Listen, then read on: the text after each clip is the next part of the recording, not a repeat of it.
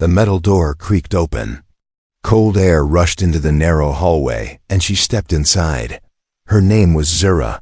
Her skin was pale blue, thin from hunger, and her eyes, once bright, were tired and red. Wrapped in her arms was her baby, no older than a few months. She held him close, covering him with a torn blanket. The child made a weak sound, but she hushed him gently. This was the auction house, a place where the desperate were sold and the rich laughed.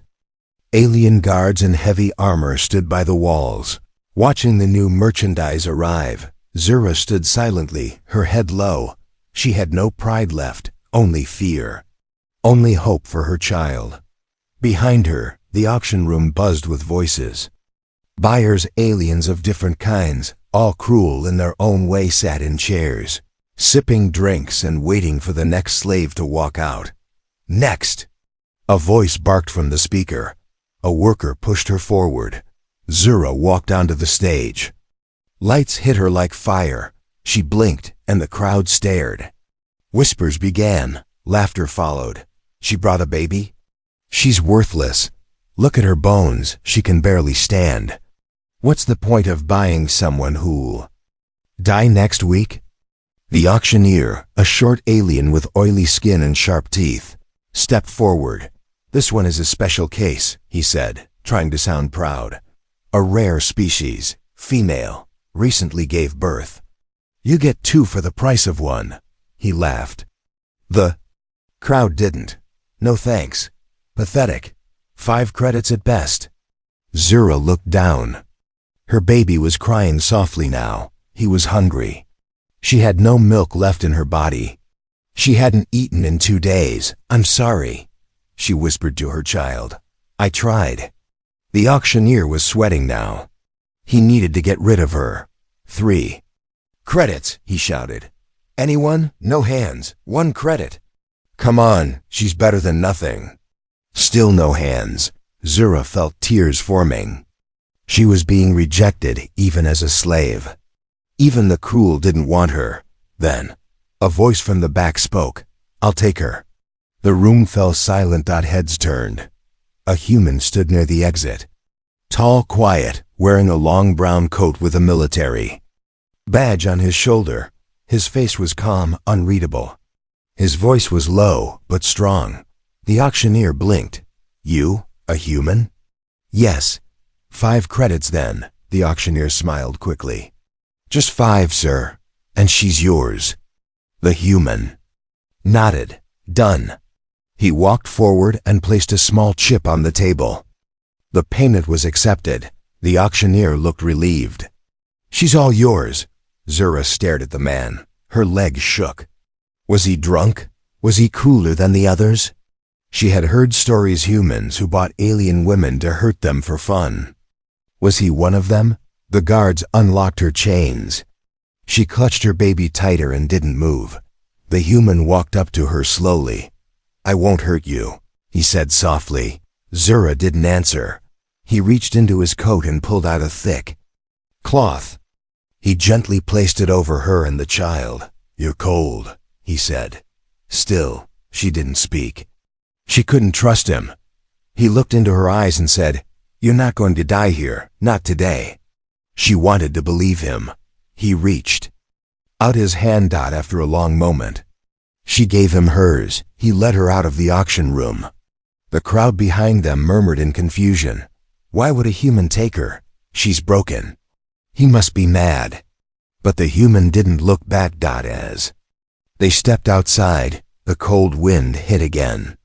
The sky above was gray and filled with smoke from the factories nearby. He took off his coat and wrapped it around her. Name? He asked quietly. She looked at him for the first time. Zura, she whispered. He nodded. I'm Marcus.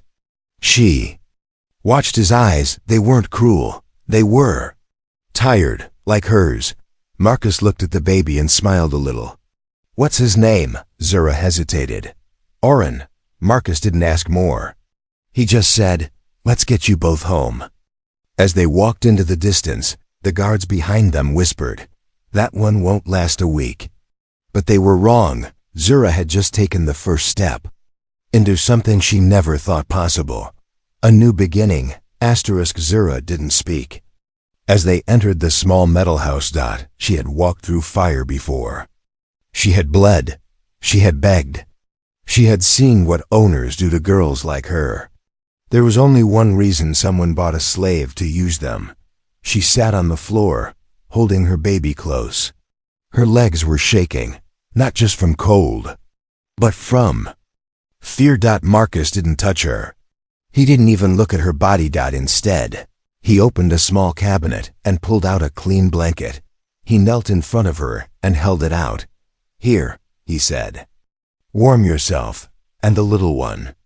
Zura didn't move. She stared at the blanket like it was a weapon. Why was he being kind? No master had ever offered warmth. No buyer had ever asked. She said nothing. Just curled tighter around her baby. Marcus sighed quietly. He didn't force her. He just placed the blanket beside her and stood up. "I'll make some food," he said. Zura blinked. "Food?" She watched as he opened a small metal box on the wall. Inside, he took out 2 square packs and placed them into a warmer. The smell of real food began to rise in the room. Her stomach growled.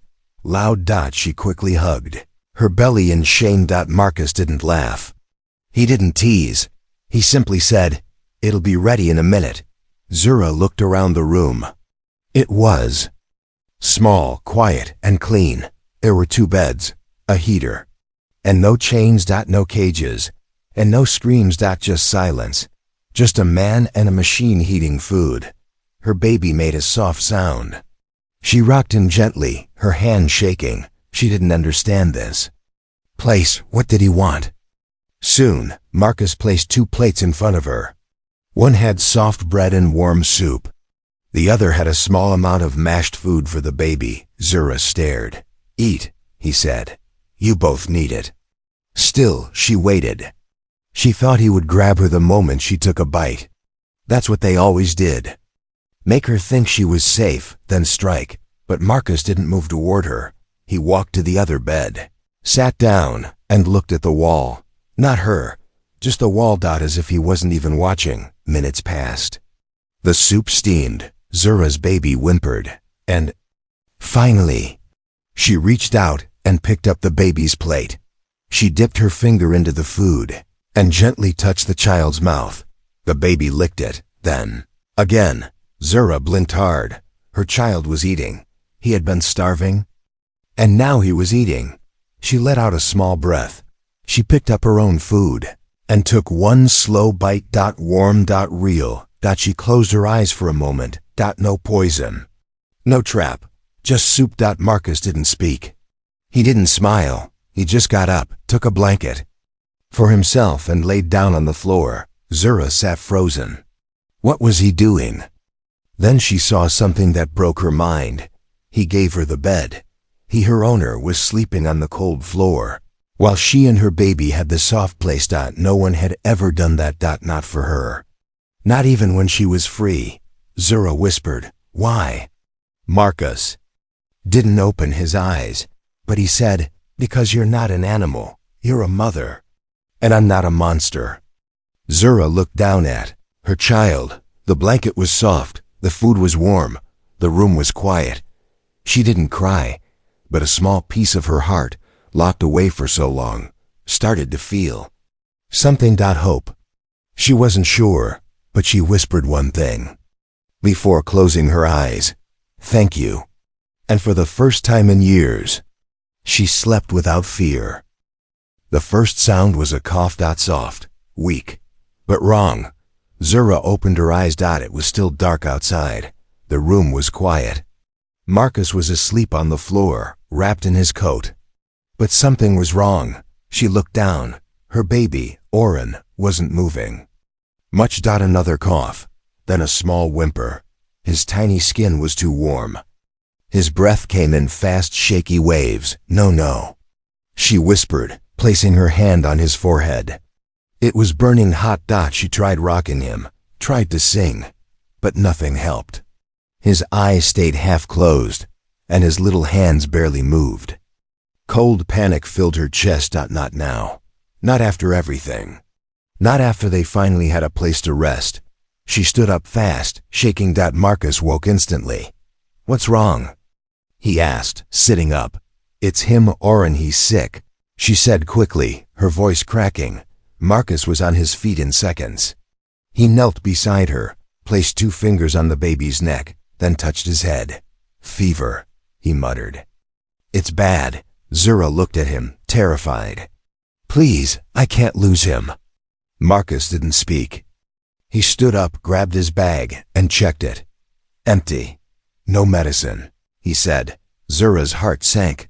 "I'll go get some," he added. She blinked. Now it's the middle of the night. Marcus threw on his coat. "There's a clinic in the Bay. Lower zone. I saw it yesterday. I'll run." Zura grabbed his arm. "The streets are dangerous. And the acid rain." "I'll be fine," he said, pulling free. "Keep him warm. Hold him close." He opened the door. The wind howled outside. A blast of freezing, toxic air swept into the room. Zura stepped back, shielding the baby. Marcus looked at her one last time. "Don't let him sleep too long. Keep him awake if you can. I'll be back." Then he ran into the storm, outside. The rain fell like knives. Drops sizzled on the metal streets. Most people stayed hidden at this hour. Only machines moved now. Marcus sprinted, boots splashing in puddles that burned. Every drop that hit his skin stung like fire. He kept going. 1 block. Then 2. He slipped once, cut his hand on a sharp rail, but didn't stop. The clinic was far, at the bottom of the city's poor district. No taxis ran during storms. And no guards helped humans, but he didn't care. The only thing in his mind was the little blue baby, breathing too fast, eyes too weak. He remembered the look on Zura's face. The way her hands trembled, not for herself. For her child. That's what broke him. That's what made him run harder. Finally, he saw the old clinic sign flickering neon in the fog. He banged on the door. No one opened. He banged again. A sleepy voice buzzed through the speaker. "We're closed. Come back in the morning." "It's an infant," Marcus shouted. "He won't last till morning." Silence. Then, finally, the door unlocked. He stepped inside, dripping wet, burns on his neck and arms. The alien nurse looked shocked. "You ran through that? For someone else's child?" Marcus dropped 5 credit chips on the counter. "Give me fever meds. Infant dose, fast." Back at the house, Zura sat by the heater, rocking Oren. The baby was sweating now. His lips were dry. She kissed his head, whispering over and over, "Stay with me. Please, little one. Please." Minutes passed. Then the door burst open. Marcus stumbled in, coughing hard, skin steaming from the rain. He nearly fell but held up a small vial. Zura's eyes widened. "You made it." He dropped to his knees and handed it to her. She quickly poured a few drops into the baby's mouth, whispering a prayer in her old tongue. Oren coughed once, then again, then let out a soft sigh. His breathing slowed. Color returned to his face. He was still weak, but he was out of danger. Zura looked at Marcus. His hands were shaking. His coat was torn. His face was burned, but he was smiling. "I told you I'd come back." Zura didn't know what to say. No one had ever risked anything for her. Not like this. He had faced fire, pain, and poison rain. Just to save her child. Her chest ached with something strange. Something powerful. Something warm. Was this what trust felt like? She reached out and touched his hand. "You saved him," she said. "You both matter," Marcus replied softly. "Don't ever forget that." And with that he passed out from exhaustion. But this time, Zura was the one who covered him with a blanket. The smell of burning flesh was still in the air. Zura sat beside him, watching the human sleep. His face was red and blistered from the acid rain. His arms were bandaged with old cloth she had torn from her own dress. He looked peaceful now, but she knew. He had nearly died to save a child that wasn't even her child. Oren slept quietly in her arms, his fever gone, his tiny chest rising and falling like soft waves. She didn't understand this human. Buyers only took, used, hurt. But Marcus? He had given everything and asked for nothing, not even her name again. She leaned closer, brushing her fingers gently over his bandaged hand. "You should not have done that," she whispered. "But I'm glad you did." When Marcus woke, his voice was dry and cracked.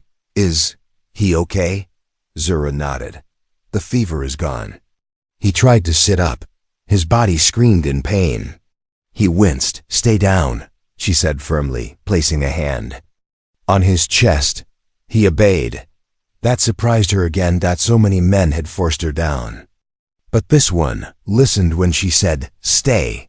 She brought him water, lifting the cup to his lips. He drank slowly.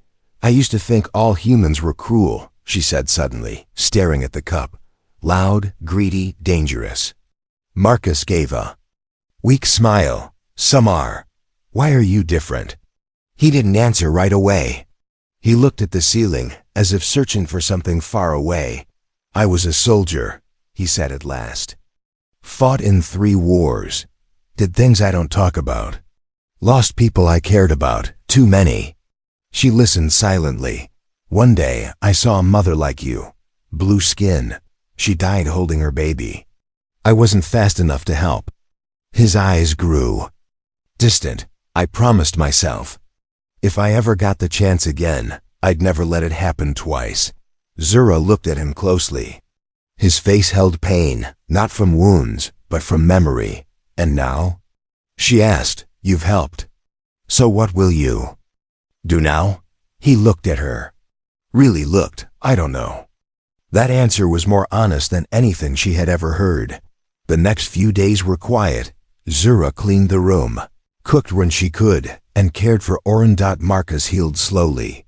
She made a new mixture from plants she found near the waste market, something from her homeworld. It helped with burns. Every time she touched his skin to apply the balm, she felt her hands tremble, not from fear anymore, from something else, respect, maybe even something deeper. One night, as the heater hummed softly, Marcus broke the silence. "We're going to die in that auction, weren't you?" Zura didn't look at him. Double quotes, "Yes." "Why?" She held Oren closer. "There was no food, no water. I had nothing left to sell, except myself. I thought if I die, maybe someone will at least feed him." Marcus nodded slowly. "But you didn't die." "No, you bought me instead." She gave a small smile. "You saved both of us, Marcus." He looked at her long and gentle. "I didn't buy you, Zura. I rescued you." That word hit her like thunder. Rescued. No one had ever said that before. She looked at him, truly looked at him. He wasn't rich. He wasn't powerful. But he had something no one else did. A heart that saw more than just skin. Zura leaned back against the wall, the baby asleep in her lap. "I don't understand humans," she whispered. "But maybe I want to." Marcus closed his eyes, still sore but smiling. "You're doing fine," he said softly. "You're learning." And in that small metal room, a new kind of silence grew. Not fear, not distance, but trust, a fragile thread, now slowly turning into something stronger. It began with a knock. 3 slow, heavy knocks on the metal door. Zura froze mid-step, holding a bowl of water for Marcus. Oren was asleep in a corner, wrapped in a warm towel. Marcus sat up straight, instantly alert, his healing wounds forgotten. His hand instinctively moved toward the old knife beside the bed. Another knocked out louder. This time, Zura's voice was barely a whisper. "Is it them?" Marcus stood up. His face was calm, but his eyes were sharp. He opened the door. 3 alien officers stood outside, cold eyes, gray uniforms, badges shining in the morning light. The lead officer was tall and thin, with ridged cheeks and a sour expression. "Human Marcus," he said flatly. "We are from the Trade Council." Marcus didn't move. "Why are you here?" The officer looked past him, into the room, where Zura stood with wide eyes. "We received a report," the officer said. "The female alien you purchased, Zura, was part of a restricted auction. That sale was not approved by the council." Zura stepped back, gripping the wall. "She was sold illegally," the officer continued.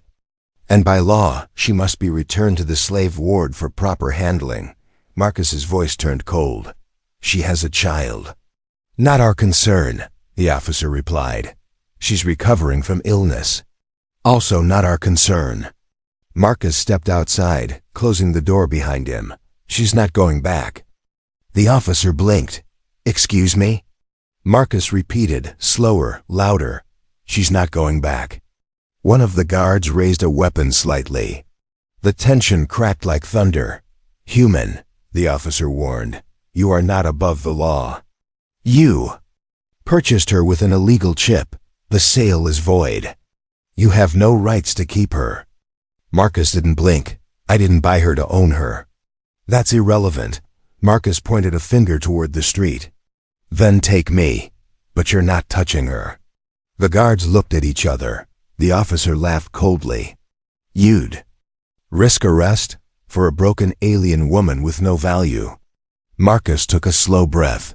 "She has more value than all of you combined." Inside the room, Zura stood frozen. She heard every word. No one had ever spoken like that for her.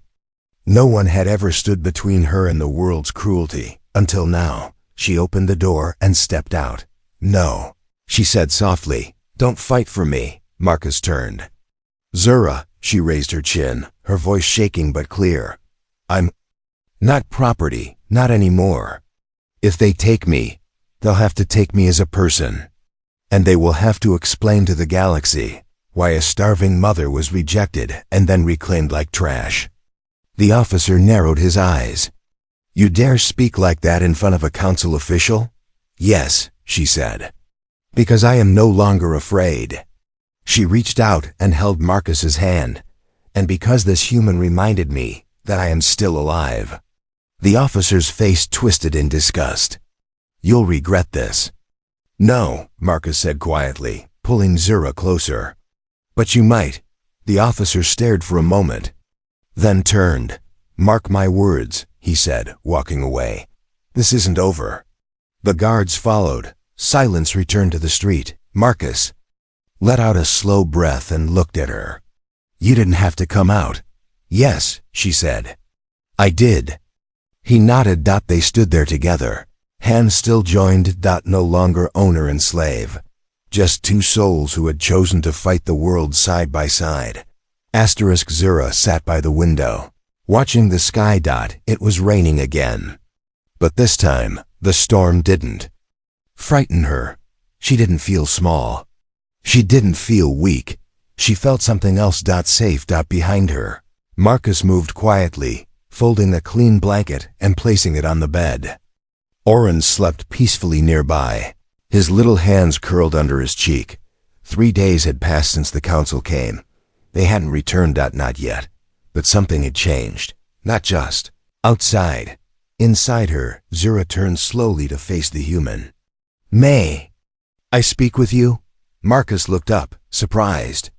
"Of course." She stood, walked over, and sat across from him. Her voice was soft, but steady. "I was born in chains," she said. "My mother died a slave. My sisters were sold before I turned 10. I learned early not to feel, not to trust, not to speak, unless ordered." Marcus said nothing. He listened. Really listened. She looked down at her hands. "But then, you didn't order me. You asked, you didn't touch, you helped. And you didn't take me because you gave when I had nothing to give back." She took a deep breath. "I don't understand why. But I know this. You changed me." Marcus leaned forward gently. "Zura," she raised her eyes. There were tears now, but they didn't come from fear. They came from hope. "I am not Offering myself as a slave, she said. I am offering my heart. My life, not because I owe you, but because I want to. She reached for his hand and placed it on her chest over her heart.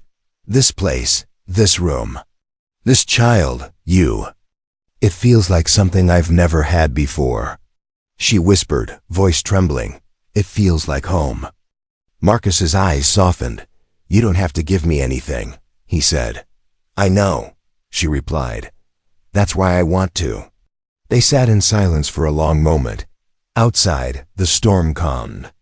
The sky turned a soft gray dash blue. Marcus gently brushed a strand of hair from her face. I never thought I'd have a home either, he said. Not after the war. Not after everything I lost. He looked at her. Really looked. But maybe we can build one. Together. Zura gave a quiet smile. Then for the first time, she rested her head on his shoulder, not as a slave, not as a burden, but as a woman who chose. And he let her. No words. Just warmth. Just peace. Just home. Asterisk. The bag was small. It held almost nothing. Just a few clothes, a bottle for Oren, and a metal tag with Marcus's name on it from the war. But it was enough. Zura looked around the small room. One last time. This place had been more than shelter. It had been a turning point. A slave had walked in through that door. Now, a woman was walking out, and she wasn't alone. The port was quiet at sunrise. Pale gold light stretched across the landing field. In the distance, a transport ship waited, its engines humming softly, like a heartbeat before something big. Marcus carried Oren in his arms. The baby was awake now, playful and calm. He reached up, grabbing Marcus's nose, and giggled. Zura walked beside them, her hand in his. They didn't talk much that morning. They didn't need to. Everything had already been said when they reached the ship. The officer checked their IDs and glanced at Zura. Traveling with her? He asked Marcus. She's my partner, Marcus said simply. The officer nodded, stamped their pass, and waved them forward. No chains. No shouting, no guards, just a door opening. Inside the ship, Zura found a seat by the window. She looked out as the city grew smaller behind them. The auction house, the council tower, the cold, cruel streets. All shrinking into dust. She reached for Marcus's hand and whispered, Thank you. He smiled at her. For what? For seeing me when no one else would. He gently kissed her forehead. You were never invisible. You were just in the wrong place. The engines roared softly. The ship lifted off the ground. Zura held Oren close and watched as the sky opened wide around them. For the first time in her life, there were no walls around her. No collars. No fear. Only open space and the quiet promise of tomorrow. She looked at Marcus and asked, Where are we going? He grinned. Anywhere we want. She laughed softly. Even a place where Oren can grow free?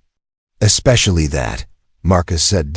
And as the stars came into view, Zura leaned into his shoulder and whispered, Then I am finally free too. Ship carried them forward. A soldier with a broken past. A woman once sold for food. And a child who now had two protectors. Not born from blood, but built from choice, hope, and something stronger than survival love.